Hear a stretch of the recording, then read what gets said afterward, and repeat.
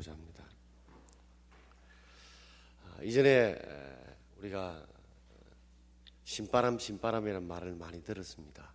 신바람이라는 말은 신의 바람이라는 그런 느낌처럼 아주 신나는 거예요. 그러니까 자신이 살아가면서 너무 즐거워서 막 신이 들어와서 즐거워하는 것처럼 즐거워하는 것을 신바람이라고 부르죠.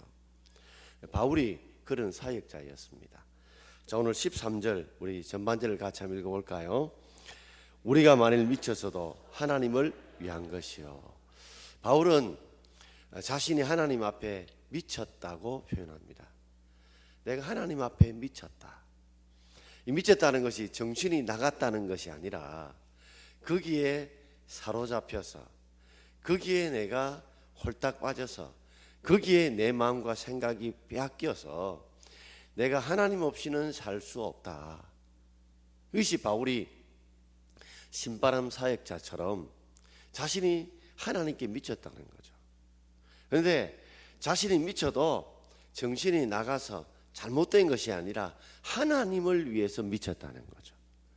내가 하나님을 위해서 전적으로 인생을 바치고 전적으로 하나님을 위해 희생하는 그런 삶을 살게 되었다고 바울이 고백하는 것입니다. 이번에 필리핀에 갔다 오신 분들도 갈 때는 좀 나름대로 뜨거운 마음을 가지고 자원에 갔을 줄 압니다.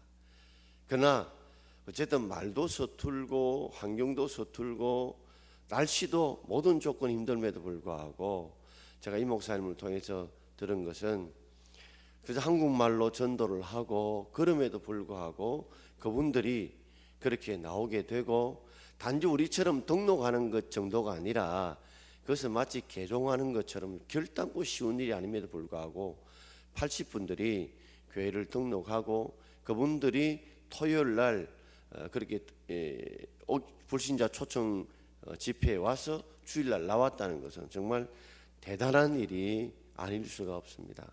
정말 우리가 생각하는 것처럼 그렇게 쉬운 일이 아니에요. 저희들도 교회를 처음 나오면 소개는 하지만 이분이 적어도 4번 이상이 나와야 우리 등반에 주보에 이름을 올립니다. 한 번만 나왔다고 해서 우리 주보에 올리는 게 아니고 적어도 4번은 나와야 이상은 나와야 그분을 등반 이름에 올리는 것입니다. 그래서 어떤 데는 주일날 그분 나오셨는데 왜 등반 그 이름이 없지 하는 이유는 한 번, 2번 나오고 안 오시는 분들은 우리 등반장 면에 올리지 않아서 주보에 올리지 않습니다. 그만큼 이제 우리가 그분이 그냥 잠시 온 거냐 안 그러면 정말 믿으려고 하는 거냐 그런 거죠. 그러니까 다른 교회는 가면 한 번만 나오면 주보에 다 올리지만 우리는 한 번 나와서 올리고 나면 지금보다 훨씬 더 많죠. 근데 이분들이 교회를 나온다는 그 정도가 아니라 진짜 예수를 믿겠다는 거죠. 그리고 그 지역은 그렇게 교회가 있는 곳이 아니고 저희들 필리핀 사랑 동막교회가 굉장히 교회가 그 지역에서 엄청 큰 교회예요. 우리는 말하면 대형 교회고 그리고 이번에 다시 이렇게 해서 타일을 다 깔아서 앞에 장식도 훨씬 이쁘게 해서 신학교도 이제 만들어서 새롭게 그것을 기점으로 해서 이제 교회를 확산시켜 가고 있는 센터와 같은 그런 역할을 하는 것이죠. 바울도 이 일에 선교하고 전도하는 일에 저는 사실은 미쳤다 할 정도로 그게 그 인생 모두를 걸었던 거예요. 자, 그가 어떻게 해서 그렇게 걷게 되었는지를 우리가 한 2가지로 생각해 보고자 합니다. 자, 첫 번째 제목을 같이 한번 읽어보겠습니다. 그리스도가 나를 위해서 죽으심을 깨달았기 때문입니다. 우리 14절 말씀을 함께 읽겠습니다. 그리스도의 사랑이 우리를 강권하시는 도다.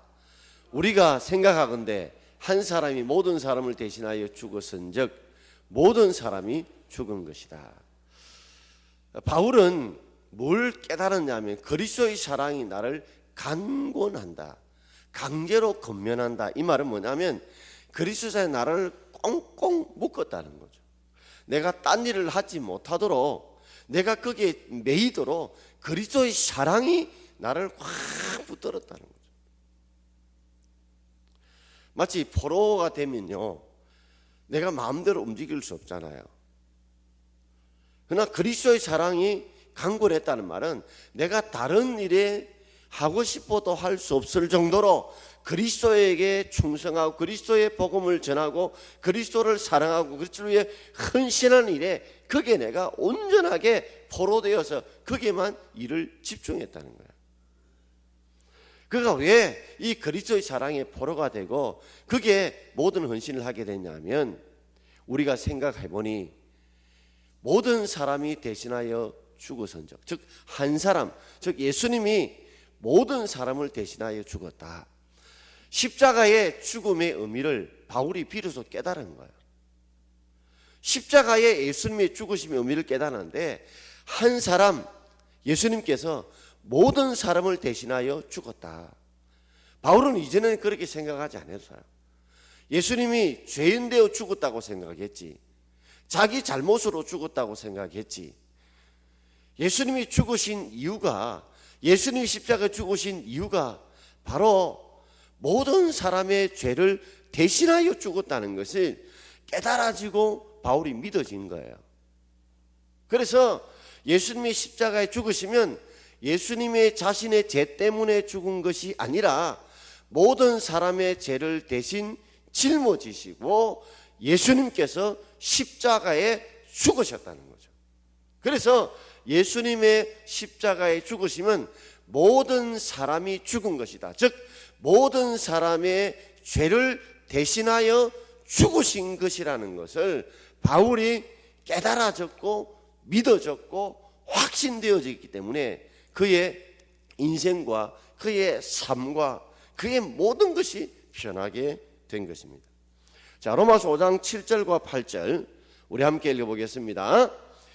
의인을 위하여 죽는 자가 쉽지 않고 선을 위하여 용감히 죽는 자가 있거니와 우리가 아직 죄인 되었을 때 그리스도께서 우리를 위하여 죽으심으로 하나님께서 우리에 대한 자기의 사랑을 확정하셨느니라.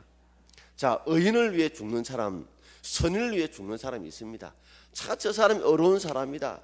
그 사람을 위해 죽는 사람, 저 사람 참 선한 사람이다. 그렇게 죽는 사람이 있지만 죄인을 위해 죽는 사람은 없더라는 거죠.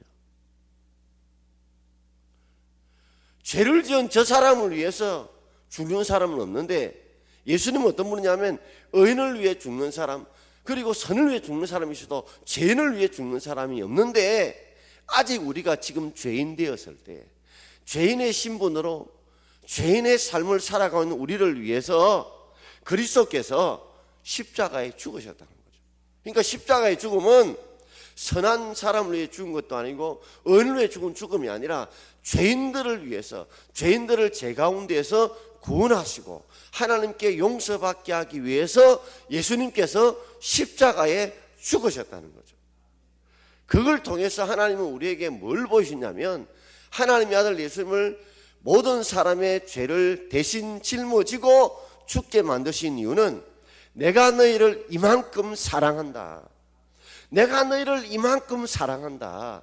내가 너희를 너무너무 사랑해서 하나밖에 없는 내 아들 독생자 하나님의 아들 예수님을 저 인간으로의 몸을 입게 하시고 마구간에 태어나게 하시고 고난받게 하시고 고통받게 하시고 십자가에 죽으신 이유는 내가 너희들을 구원하기를 원한다. 내가 너희를 건지기를 원한다. 내가 너희를 너무너무 사랑한다는 것을 확실한 증거, 확정으로 보여주시기 위해서, 믿지 않으니까, 믿을 수 없으니까, 그래서 예수님을 십자가에 못 박혀 죽이신 줄 믿습니다.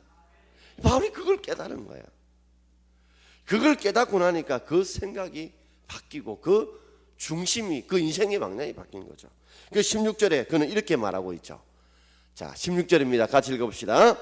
그러므로 우리가 이제부터는 어떤 사람도 육신을 따라 알지 아니하노라. 비록 우리가 그리스도도 육신을 따라 알았으나 이제부터는 그같이 알지 아니하노라. 사람을 이렇게 볼 때에 육신을 따라 보는 사람이 있습니다.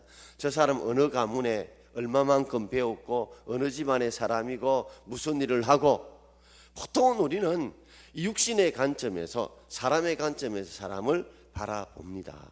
근데 바울이 예수 그리스도가 십자가에 죽으신 그 이유를 알고 그것이 바로 하나님의 사랑이라는 걸 알고 난 이후에는 보는 관점이 달라진 거예요. 우리가 이제부터는 내가 하나님의 사랑을 깨닫고 예수님의 죽으심이 모든 우리들을 위해서 죄인된 우리의 죽었다는 사실을 깨닫고 나니까 그때부터 보는 관점이 달라진 거예요. 육신적인 관점, 세상적인 관점이 아니라 하나님의 관점으로 바뀐 거예요. 그래서 어떤 사람으로도 육신을 따라 알지 아니하노라. 자시도 이전에 뭐요? 나는 히브리인 중에 히브리요, 베냐민 지파요, 가말리엘 문화에서 내가 많이 배웠다고 로마 시민권을 받았다고 자랑했던 그가 이제는 육신의 관점, 세상의 관점의 사람을 보지 않고 뭐요? 하나님의 관점에서 사람을 보려고 하는 거예요. 저 죄인이지만 저 죄인도 하나님이 너무너무 사랑하셔서 아직 죄인 됐을 그를 위해서 그 고귀하신 하나님의 아들이 십자가에 못 박혀 죽으신 분이다. 하나님이 그를 저만큼 사랑하신다 하는 이 관점이, 보는 관점이 하나님의 관점, 영적 관점으로 바뀌는 거예요. 뿐만 아니라 그렇게 바뀌니까 비록 우리가 그리스도를 육신을 따라 알았으나 이전에는 바울도 그랬죠. 저는 나사렛 사람, 못 배운 사람, 목수의 아들, 그렇게 생각했죠. 근데 그가 은혜 받고 성령을 체험하고 변화되니까 예수 그리스도 뭐요?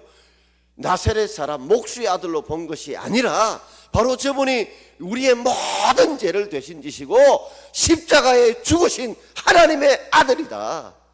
저분이 십자가에 죽으신 것은 바로 하나님 아버지의 명령이고 그 명령은 바로 우리를 사랑하시라고 하는 확실한 증거를 보여주시기 위해서 예수님이 순종하여 죽으신 죽음이다. 이렇게 영적인 관점, 하나님의 관점에서 예수님의 죽음을 본 것이고 예수님을 바라본 거예요. 그래부터 이제부터는 내가 이렇게 인간적인 관점으로 세상을 보지 않겠다는 거죠. 그래서 자신도 이전에 모든 자신의 자랑거리를 다 배설물로 다 여겨버린 거예요. 다 벗어버리고 나는 그리스도의 종이다, 나는 그리스도의 종이라고 고백하면서 사람들을 보는 관점이, 이전에는 저 사람이 어느 지파에서 얼만큼 배웠고 얼만큼 돈을 가지고 어느 가문이고 이런 걸 봤는데 눈이 뭐요? 영적인 관점, 하나님의 관점으로 바뀌니까 저 영혼을 위해서도 하나님의 아들 예수님이 십자가에 죽으셨다, 저 영혼도 하나님이 저렇게 사랑하신다는 거로 생각이 바뀌고 눈이 바뀌고 마음이 바뀌고 생각이 바뀌니까. 자, 그래서 15절에 그의 인생을 이렇게 고백하고 있죠. 같이 읽읍시다. 그가 모든 사람을 대신하여 죽으심은 살아있는 자들로 하여금 다시는 그들 자신을 위하여 살지 않고 오직 그들을 대신하여 죽었다가 다시 살아나신 이를 위하여 살게 하려 합니다. 자, 그래서 바울도 결심하고 우리도 결심한다. 그가 모든 사람, 예수님이 모든 사람을 대신하여 죽으심은 살아있는 자들로 하여금 다 그들 자신을 위하여 살지 마라. 예수님께서도 자기 자신을 위해 살지 않았던 거예요. 제가 지금 노회장을 하면서 이 교회 재판 사건들이 많이 벌어져서 어쨌든 막 계속 전화가 오고 저도 옛날에 재판을 해봤습니까? 뭘 해봤어요? 그에 우리 교회가 재판을 이때까지 60년 흘러오면서 재판이 없었잖아요. 그저 우리 교회 안에서 이런 일이 있었지만 얼마나 복잡한지. 내일 오전 8시에 모이기로 했어요. 또 월요일날, 화요일날 지금 노예 임원회 제주도가 있는데 월요일 제가 총회 재판 때문에 또 서울까지 올라가야 돼요.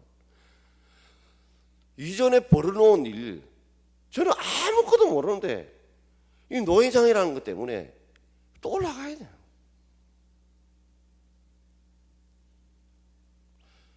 재판에 걸린 그 목사님이 자기가 답답해서 움직여야 될 건데 내가 자세히 이야기는 못 하겠지만 얼마나 화도 나고 얼마나 답답하고 이런 일이 터지지 않게 미리 좀 조심했으면 될 건데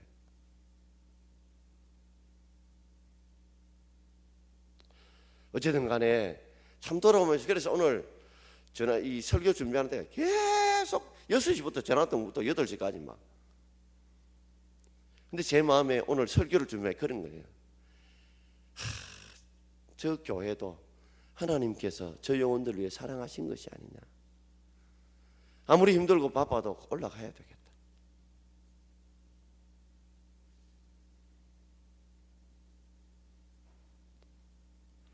여러분, 우리도 우리 자신을 위해 살지 말고 예수님처럼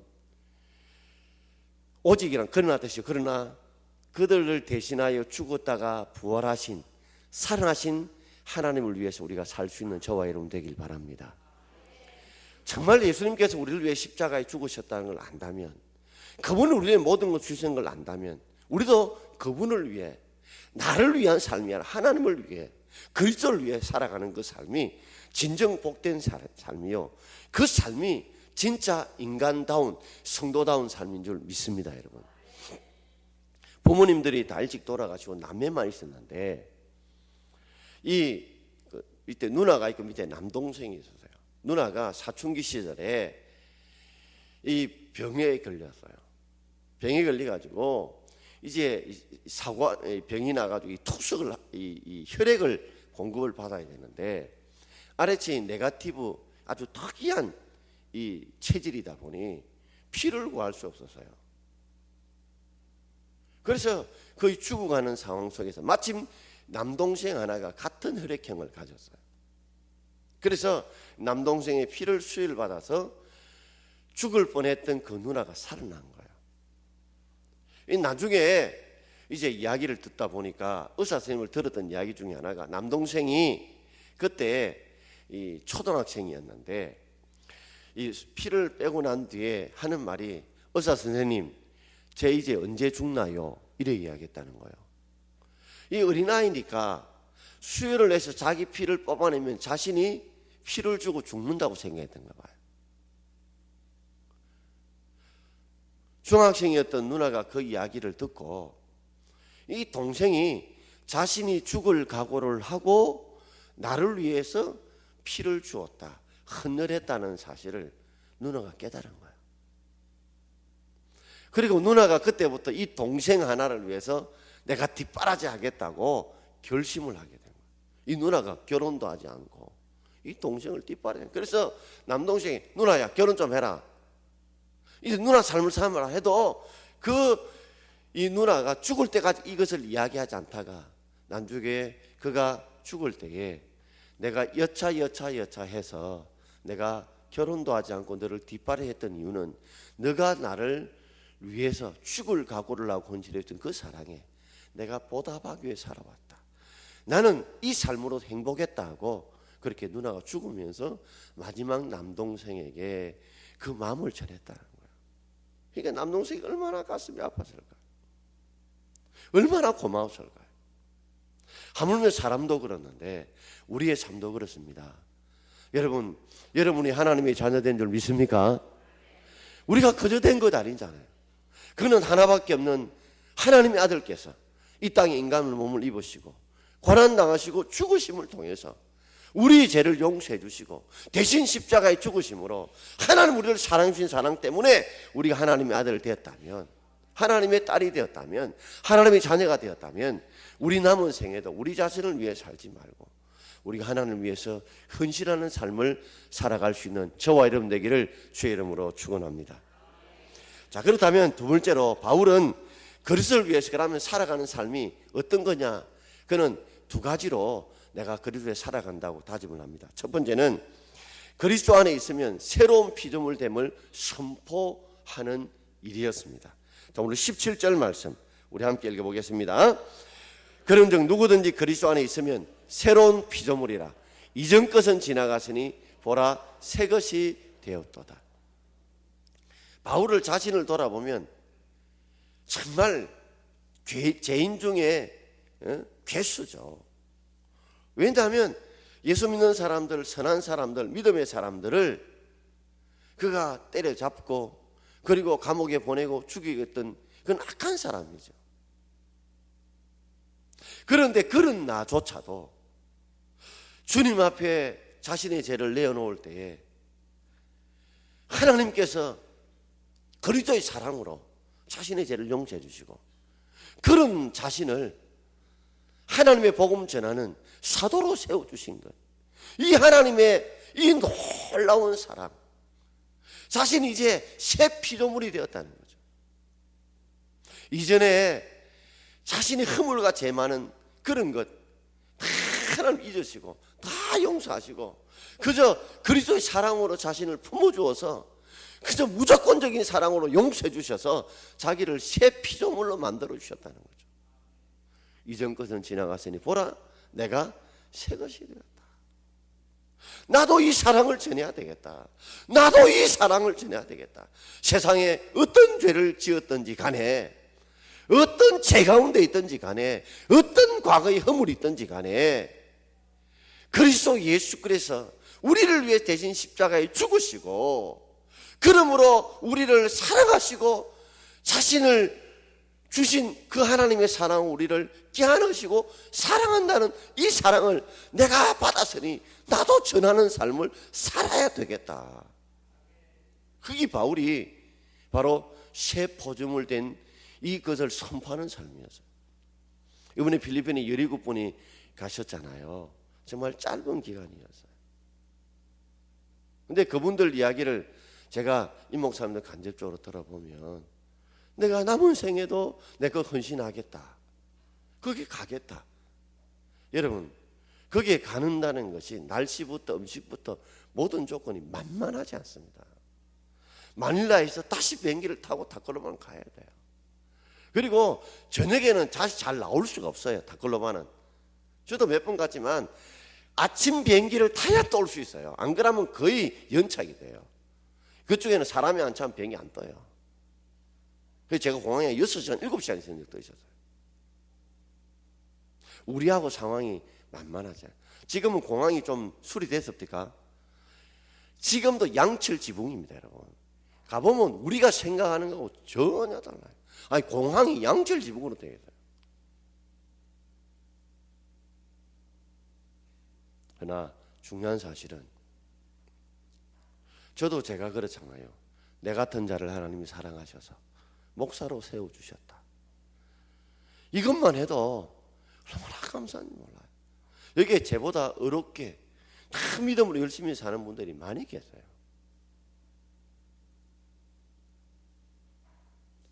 그러니까 누구든지 그저 달려갈 수 있는 품이 되시고 신분이나 그 사람의 상황이나 피부색이나 어떤 것도 상관없이 그리스도께서 받아주시는 그 사랑, 바다 같은 그 사랑, 이 사랑을 전해야 되겠다는 거죠. 그래서 필리핀 간 거예요.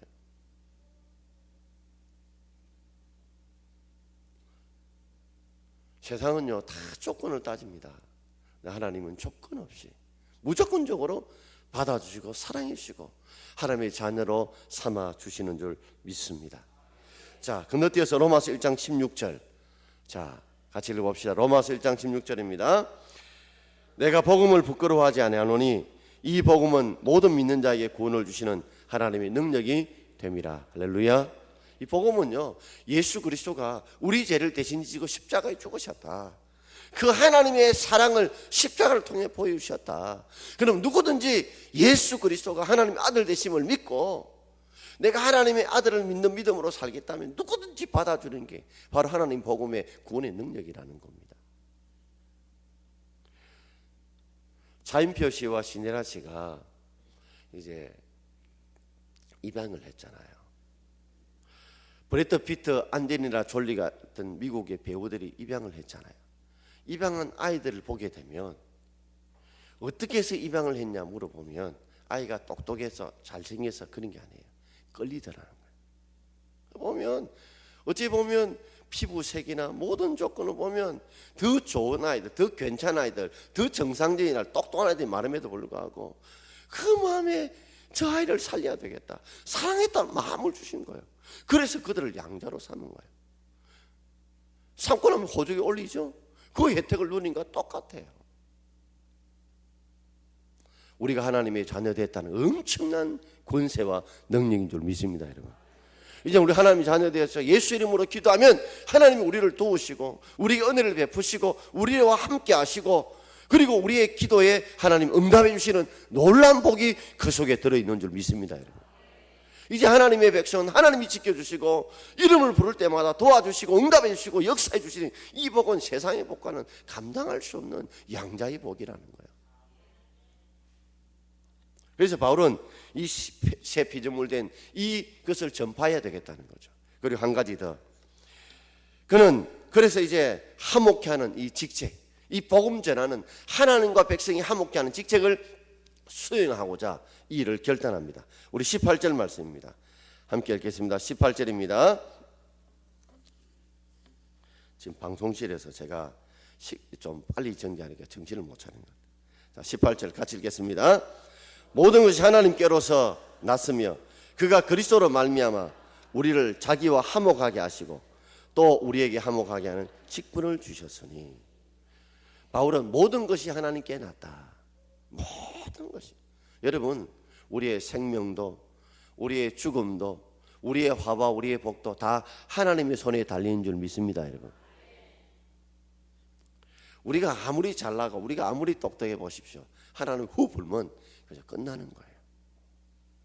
하나님이 세워주지 않는 집, 하나님이 지켜주지 않는 성, 어느 순간에 어떻게 무너질지 몰라요. 사울이요, 얼마나 다윗 죽이려고 했어요. 죽을 기회들이 얼마나 많았어요. 얼마나 많은 군사가 있었어요. 그런데도 하나님이 지켜주니까 못 죽여요. 근데 힘없는 다윗, 아무 능력 없는 다윗이지만 굴속에 들어오고 자는 가운데 있으니까 죽일 수 있는 기회가 생기는 거예요. 제가 목회를 하면서 깨닫는 것은 하나님의 은혜 없이는 목회가 할 수 없다는 거예요. 하나님이 안 도와주면 되는 것 같아도 안 되고요, 안 되는 것 같아도 되더라는 거예요. 이 하나님의 은혜를 놓쳐버리면 그때부터는 목회가 안 됩니다. 여러분, 이걸 놓쳐버리면 목회를 할 수가 없어요. 제가 좀 잘나고 똑똑한 줄 알아보십시오. 하나님 어떤 비바람을 불어서 확 가닥 넘어뜨리고 교회 안에 문제가 생겨버려요. 뜻하는 일이 생겨버려요. 정말 하나님의 은혜 없이는 안 된다는 것을 목회하면 정말 절실하게 깨닫게 되는 거예요. 모든 것이 하나님께로 나는 줄 믿습니다. 여러분, 그렇다면 우리 기도해야 되고 주님께 매달려야 되고 주의 뜻대로 살아야 돼요. 여러분, 생사복이 하나님의 손에 달린 줄 믿습니까? 여러분의 자녀의 앞날도, 여러분의 앞날도, 여러분의 모든 삶도 하나님의 손에 달린 줄 믿습니까?